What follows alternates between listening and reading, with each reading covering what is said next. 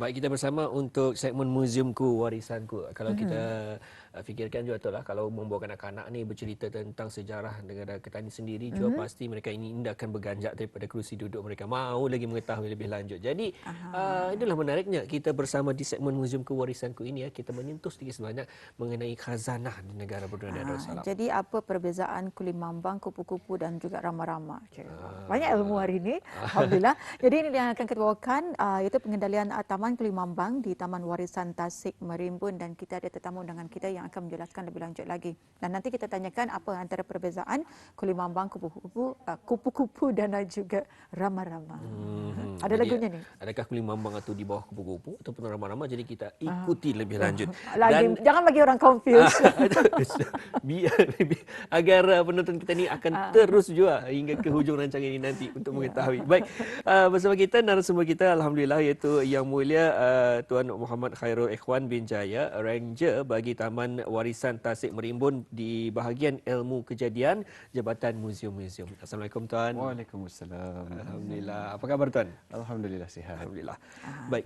Jadi pengenalan berbentuk apakah yang akan Tuan jawab dulu ni? Adakah persoalan kami kulimambang, kupu-kupu, rama-rama ini adakah sama?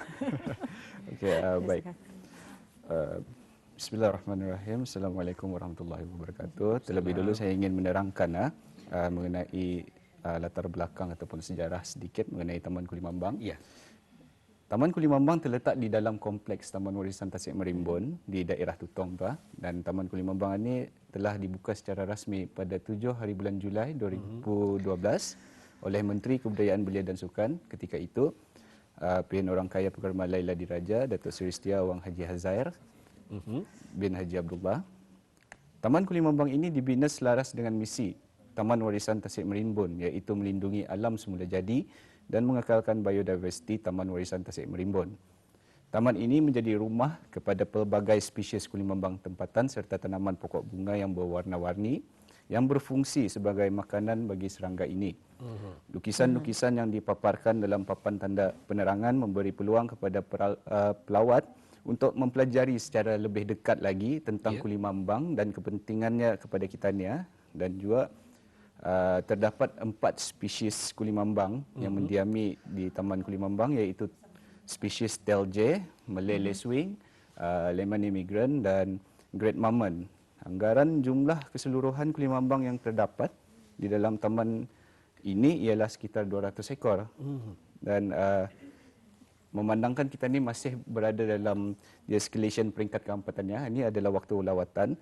Taman Kulimambang dibukakan untuk orang ramai, untuk kunjungan orang ramai pada setiap hari, bermula jam 9.30 pagi hingga 3.30 petang, kecuali hari Jumaat dan hari-hari kelepasan awam lah, yang mana Taman Kulimambang itu ditutup. Ya. Baik, soalannya berbalik semula lagi Tuan. Apa sebenarnya kulimambang ini? Okey. Kulimambang adalah rama-rama ataupun butterfly. Jadi ia satu spesies daripada, boleh dikatakan di bawah kategori rama-rama ya? Rama-rama. Baik, apa perbezaannya dengan kupu-kupu Tuan? Okey, ini banyak orang confuse sebenarnya mengenai rama-rama dengan kupu-kupu ni. Kalau rama-rama ni kita ni orang Brunei, kulimambang letak, dan bahasa Inggerisnya butterfly. Tapi kalau kupu-kupu ia moths. Perbezaannya kulimambang ataupun rama-rama ia berwarna-warni. Tetapi kalau kupu-kupu ia berwarna coklat dan ia berbulu. Selalu kalau rama-rama keluar di siang hari lah. Tapi kalau kupu-kupu ia keluar di waktu malam.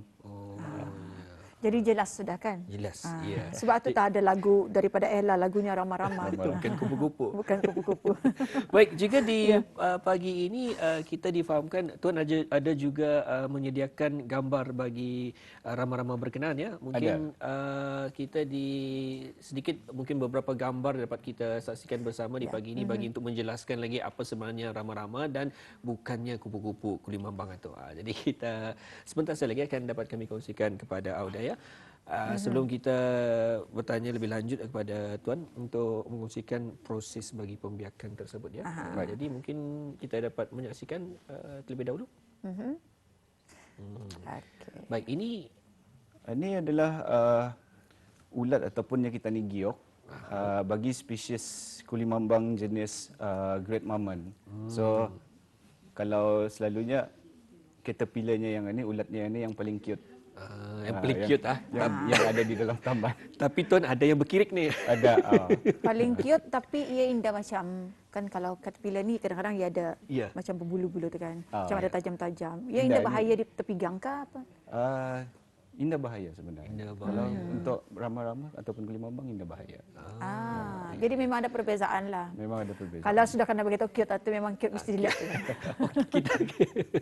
Baik, lebih lanjut Tuan dengan berkaitan dan bagaimana pula dengan ini? Ini adalah sebenarnya ini adalah pupa hut ataupun pondok kepompong. Pupa hut ini sendiri berada di dalam Taman Kulimambang itu sendiri yang mana kepompongnya itu yang berada di Taman Kulimambang itu kami ambil kan ia kalau ia menjadi merata tempat. Jadinya kami ambil, kami masukkan ke dalam pupa hut ini untuk proses pembiakannya menjadi kulimambang. Jadi boleh disaksikan bagi boleh pengunjung. Disaksikan. Baik, juga kalau bertepatan juga dengan soalan seterusnya di Tuan, di mana akan menyentuh mengenai proses pembiakan. Jadi mungkin dapat sambil-sambil kita menyaksikan gambar tersebut, Tuan kongsikan sedikit bagaimana proses pembiakan bagi kulimambang ini. Baik, terima kasih. Proses pembiakan di Taman Kulimambang ini adalah secara semula jadinya. Jabatan kami tidak membeli pupa ataupun kepompong dari luar seperti yang dipraktikkan di beberapa Taman Kulimambang di luar negara letak. So kebanyakannya kulimambang yang ada di Taman Kulimambang Taman Warisan Tasik Merimun adalah yang lokal punya. Okay. Dan kami juga mengumpul telur ataupun ulat giok letak di dalam taman dan membawanya ke makmal bagi proses pembiakan dalam kurungan. Okay. Ia bertujuan untuk memerhati pembiakan dan tumbuhbesaran secara lebih terperinci hingga ianya menjadi kulimambang yang akan dilepaskan kembali ke Taman Kulimambang itu. Jadi bagaimana dengan kitaran hidup kulimambang ini sebenarnya? Okey. Kitaran hidup kulimambang, seekor kulimambang akan melalui 4 peringkat ataupun 4 fasa. Yang pertama adalah telur. Yang selalunya telurnya ini boleh didapati di bawah permukaan daun. Ada tu dia melakat kita ya. Dan ia mengambil masa selama 3 hari untuk menetas menjadi ulat. Kemudian apabila ia bertukar daripada telur menjadi ulat, ulat ini ia terbahagi lagi kepada 5 proses insta. Kami panggil insta, iaitu first insta, second insta, third insta, fourth insta dan fifth insta. Okay, yang mana fifth insta ini adalah ulat dewasa. So insta ini bermaksud perkembangan tumbuhbesaran ulat ataupun giok. Dan setiap insta mengambil masa 2 ke 3 hari, boleh sampai ke 4 hari untuk melakukan perubahan daripada first insta ke second insta dan seterusnya sampai menjadi ulat dewasa fifth insta. Kemudian apabila sudah sampai ke tahap fifth insta, ulat akan berubah menjadi kepompong yang boleh didapati pada batang-batang pohon ataupun tumbuh-tumbuhan dan mengambil masa selama 9 hingga 10 hari untuk bertukar menjadi kulimambang. Dan seterusnya yang terakhir menjadi kulimambang itu sendirilah. Okay, di peringkat dewasa, seekor kulimambang boleh hidup sehingga 1 bulan selepas dia keluar daripada kepompong. Itu antara prosesnya. Jadi kita memahami. Memang daripada awalnya banyak yang kalau orang yang pujangga-pujangga lah ya. So apa kan dia daripada dia tadinya cute tapi banyak yang gali kan dengan ulat tani. Jangan tadi lihat ia macam itu, tapi sebenarnya bila ia menjadi ia akan menjadi satu keindahan yang boleh disaksikan, yang boleh dipandang dan juga nyaman mata memandang. Jadi pun hasil kulimambang. Bukan lagi rama-rama. Lagunya rama-rama. Dalam waktu lagu kulimambang tu rama-rama lah. Baik, untuk seterusnya Tuan, kita dalam kesuntukan masa mungkin dapat dikongsikan sedikit fakta menarik bagi kulimambang ini. Baik, sejak berdirinya ataupun dibinanya Taman Kulimambang ini, kami secara langsung membuat kajian yang mana terdapat satu fakta menarik mengenai kulimambang ini. Cara untuk menarik perhatian kulimambang jika sekiranya pengunjung itu kan berselfie, of course lah. Kalau orang kan masuk kulimambang, ia mau kan berselfie dengan kulimambang itu, kalau boleh hampir. Ataupun kadang-kadang ada yang kan mau memerhati lebih dekat. Caranya adalah kulimambang biasanya tertarik dengan bunga. Jadinya apabila pengunjung memakai pewangi bunga, Okey. pewangi badan yang beraroma Bau bunga. bunga. Boleh yang hinggap tu sendiri lah kita ni. Okey. Kerana bau tu. Kemudian warna pakaian juga memainkan peranan penting untuk menarik perhatiannya. Dan yang terakhir pakaian yang bercorak bunga. Itu pun boleh ia boleh menarik tu. Ini bukan bunga, ini macam ini bukan bunga Ini hampir, boleh. hampir, Boleh hampir. ya? Hampir-hampir. Boleh lah, hampir lah. Kalau ada kulit mambang tadi sini memang Ya, kadang-kadang kalau bunganya tu coraknya di sini, hinggap itu ya di sini. Pikirnya bunga bandar barangkali. kalau sekiranya membawa bunga, misal kata bawa bunga ros lah, konon-konon. Kamu naruh di sini supaya melekat dekat muka. InsyaAllah ia akan datang.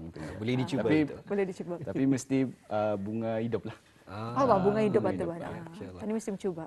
Itu antaranya fakta yang menarik untuk kita ni orang diaga oleh kulit mambang. Bukan lagi kumbang ni, kulimambang akan mengangkat. Kalau kumbang bahaya sedikit. Fakta yang boleh Auda ikuti bersama bagaimana untuk menghampiri kulimambang ini ataupun bagi pengertian yang lebih meluas lagi itu rama-rama, Auda boleh menggunakan pakaian bunga-bunga.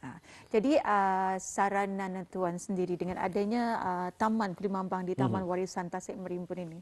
Silakan Tuan. Okay, saranan kami dan harapan kami adalah pihak kami berharap agar Taman Kulimambang ini lebih dapat banyak menarik perhatian orang kita ni especially kerana masih terdapat orang kita ni yang belum tahu tentang keberadaan dan kewujudan Taman Kulimambangannya dan dari segi akademik kami mengharap agar Taman Kulimambang ini menjadi salah satu tempat pusat pengajian penting dan pembelajaran bagi pakar-pakar, student-student daripada dalam dan luar negara.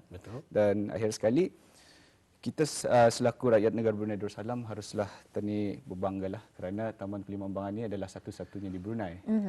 Dan yang mana Taman Kulimambang ini berada di dalam pengurusan Taman Warisan Tasik Merimbun. Dan juga malah Taman Warisan Tasik Merimbun ini diiktiraf dan dikenali sebagai Taman Warisan ASEAN. Ya, alhamdulillah. Jadi kepada bis kita yang mungkin boleh membawa salah satu lokasi menarik untuk anak-anak petani dan ini merupakan satu aktiviti yang sangat memberikan ilmu pengetahuan kepada mereka. Tapi hari ini saya memang diinggapi oleh kulimambang. Betul, tak perlu mamar. Kulimambang kan. Ya, betul. Dan secara orang kebetulan. Ini bukan bohong, ini betul-betul. Betul. Baik, kita ucapkan terima kasih kepada narasumber kita iaitu Yang Mulia Tuan Muhammad Khairul Ikhwan bin Jaya, Ranger bagi Taman Warisan Tasik Merimbun di bahagian Ilmu Kejadian Jabatan Muzium-Muzium di atas maklumat dan juga pengongsian kita di segmen Muzium Kewarisanku hari ini. Terima kasih Tuan. Terima kasih. Assalamualaikum. Waalaikumsalam.